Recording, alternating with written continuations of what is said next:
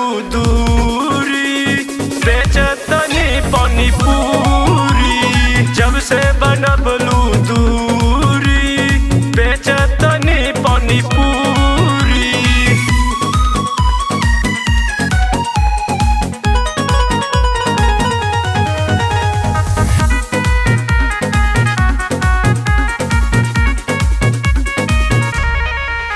सारा शॉपिंग के खर्चा हमरे में हूर दिहलू, काहे अपन मजनुआ के है दिलवा तोड़ दिहलू।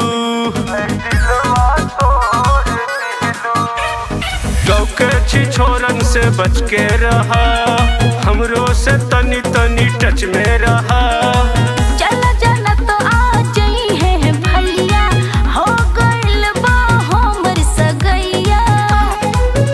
अरे दादा हो दादा नहीं बुझलू इरादा, सीधा दिलवा पे मारलू छुरी। आ गई भागलपुर वाली पानी पूरी लेला।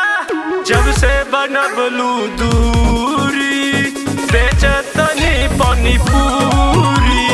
जब से बनबलू दूरी, बेचतनी पानी पूरी।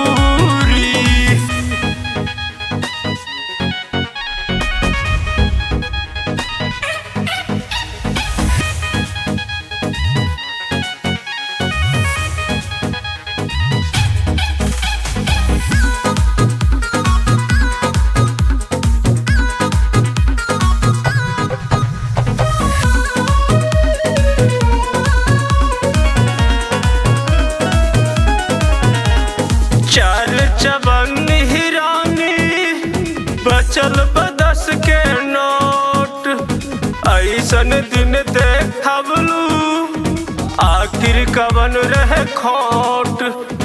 आखिर कवन रहे खोट। छक छ बार